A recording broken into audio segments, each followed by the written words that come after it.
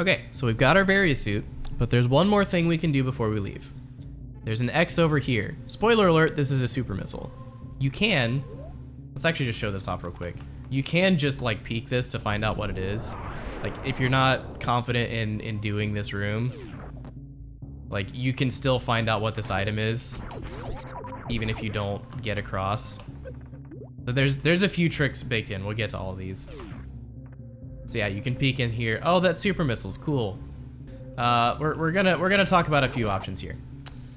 So, first off, how do we get across the normal way? This is a tech called Can Play in Sand, which is again hard tech. So this is not in logic for medium, but you get a free super out of it. So, this is Yoink Room. Most of you know what Yoink Room is, I'm sure, because that guy likes to yoink you. So if I come in here and oops, I fell down. Okay, let me try to jump back out. Oh no! And now I'm down here. That can be very frustrating, especially if it's like at the big end of a long loop. Like this is just big ping. All things considered, this isn't that bad of a loop back around to go back and retry. You have to burn a power bomb, but like there are much worse loops than this for this trick. So there's a few ways to get across here. So the most straightforward way is these guys die to super missiles. So you can just do that. Wait for him to come at you and then shoot him with a super missile. You can even spam super missiles and most of the time it'll work. And then, oh no, I still fell in. What do we do about that? Okay, got him. Okay, so Can Play in Sand. This is, sand is weird. I'm just gonna say that, sand is weird. So this has to do a lot with Samus's hitboxes, what we're gonna explain here. So the sizes of Samus's hitboxes are all different depending on the pose that she's in. So if she's standing and or jumping, it's the same size hitbox. It's a very tall, like 3 blocks tall. It's the entire height you see of her sprite, right? The next smallest hitbox is the spin jump hitbox, which is, I don't know, maybe 2/3 the size of the standing hitbox. And then you can aim down, which is another size hitbox. We're not gonna talk about the aim down hitbox right now, but it's smaller than the spin jump hitbox. So, what tends to happen is when you jump spinning into the sand, when Samus lands, because her standing hitbox is bigger than her spinning hitbox, her feet get pushed down into the sand. So as soon as you touch the sand, you're already like too deep to jump out if you spin jump into the sand. Okay, so standard way of playing in sand is you spin jump and then before you land, you break spin. So like, see how if I land spinning, it's like Samus's knees are already in the sand. The second I touch the sand, her knees are already in. Whereas if I break spin with the angle button, like she can like take several steps before her knees are down into the sand. So this is like the most important thing of dealing with any sand room of any kind, is just build this muscle memory. Spin jump, break spin, spin jump, break spin. Which, I don't know why this is. It probably has to do with the same kind of hitbox shifting. If I like land standing and then press jump again, I still just go down into the sand. So like, yeah, you gotta be really intentional with how you're managing the sand. Yeah, I just get pulled down. So again, jump, break spin, while holding forward so you still get a spin jump. And this works a lot better with high jump. So like, this is making it extra hard that I don't have high jump right now, but yeah, it's the same method regardless. Jump, break spin, jump, break spin. And if you feel really inclined, you can shoot the bug with a super. Okay, so that's one way across. Let's talk about a couple other options. I've grown fond of this option, but for this option, you have to know what room is coming. Fortunately, there's hazard tape on the door.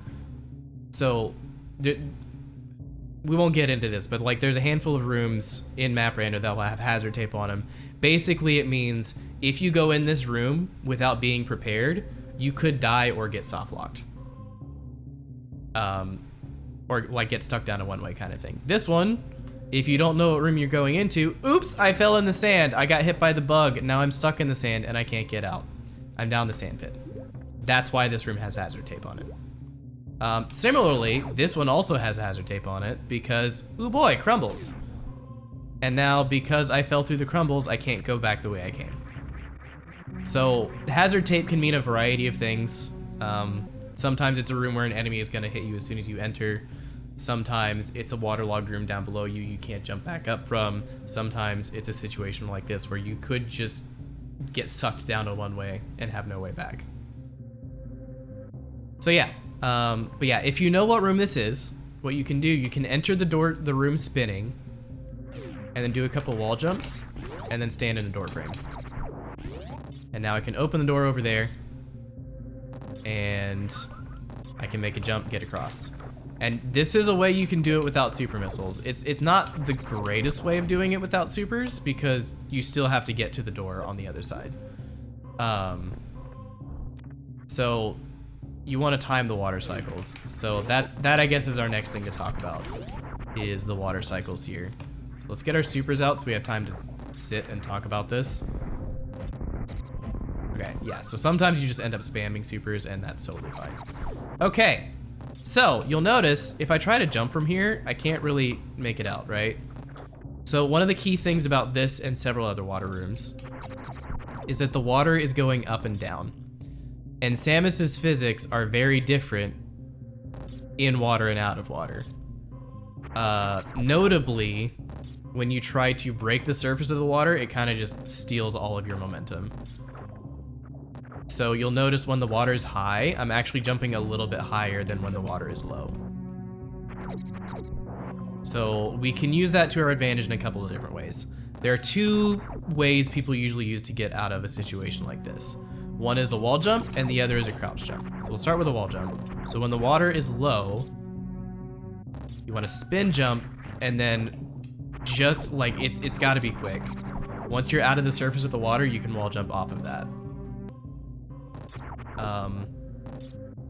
Another thing to help this spin jump, Samus's spin jumps are different depending on if you're going forward or going backward. It's actually a bit easier if you're starting from a standing position to do it backwards. Because like, see this turnaround animation? If you press jump at any point during this animation, you should get a spin jump. Unless you let go of left. But if you're holding left and you press jump during that animation, it'll buffer so that as soon as the turnaround is done, you'll get a spin jump. If you release left, that's a different story, but yeah. So I find it easier when I'm trying to do this to actually have my back to the wall. Okay, so the other way of doing it, if the water's high, is you want to crouch jump. Crouch jump gets you, I think, 8 pixels of extra height, but that's still not quite enough. So you'd have to down grab at the top.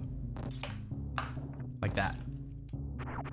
So the way I approach this is I personally prefer the crouch jump to the spin jump, the wall jump method, but whichever is more comfortable for you. So what I do for this, I come over to here, kill the bug, open the door, and then watch the water cycle, and then try to time my jump so that the water's where I want it to be. So like if I want it high, I try to time my jump so I get to the other side when the water's going up. If I wanted to do the wall jump method, I would try to time my jump so the water's at the bottom when I get to the other side. So yeah, just there's a lot of ways to approach this room. Most important thing is knowing how to play in sand. After that is knowing you can just super missile the yapping maws, the yoinkers, when they try to grab you. Yeah, last thing to mention here, after we actually kill this yapping maw. So yeah, this bug right here, as you saw in like one of the previous attempts, if you jump and you hit the bug, you end up in the sand. So it's very important to be mindful of him. If you're on full resources, it can actually be really, really dangerous because he'll just keep respawning.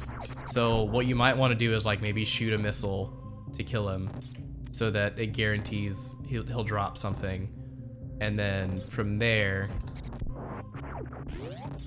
see, wait for the water. Well, okay, I failed. Again, there's a lot that goes into this. A lot of variety on how the room can go. Okay, so now the drop is there, so now we can safely jump across. I'm gonna wait till the water's on the way back up. Break, spin, jump, break, spin, jump. Crouch jump. Didn't quite make it, so we kill the yapping maw out of panic. And now we wait for the water again. Jump, down grab, and we're through. So yeah, again, there's a lot to this room. Many people struggle with this for a long time. It's caused many frustrations in many Map Rando races. So yeah, something to learn and be aware of. But wait, there's more. Okay, so what happens when you fall down here?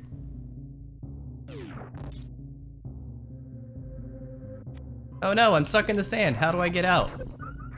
This is another thing that trips people up a lot. Like this, I don't think this is even in medium logic, but you need to know it regardless because this is a tricky situation to be in.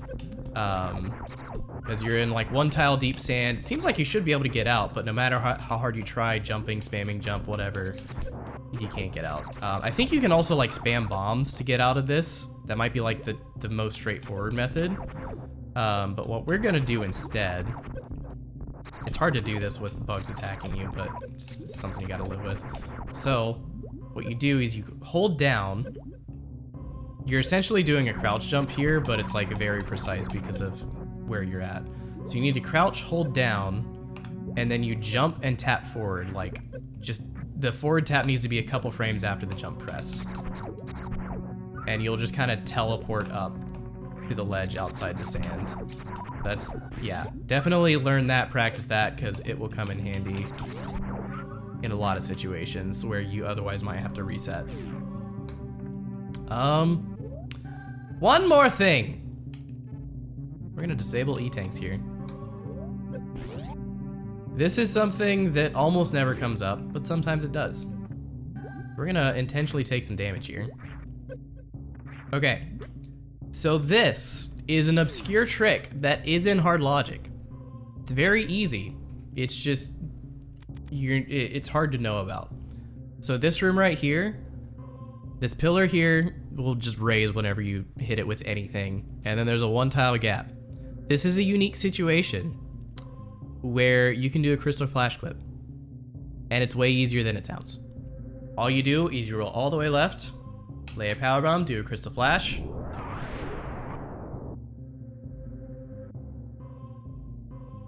Boom. Hey look, I'm at the top. That easy. So yeah, if you ever see an item in Mission Impossible and you want that item, and you have enough power bombs and super missiles to crystal flash, you can get that item. Remember that, because it's not gonna come up very often.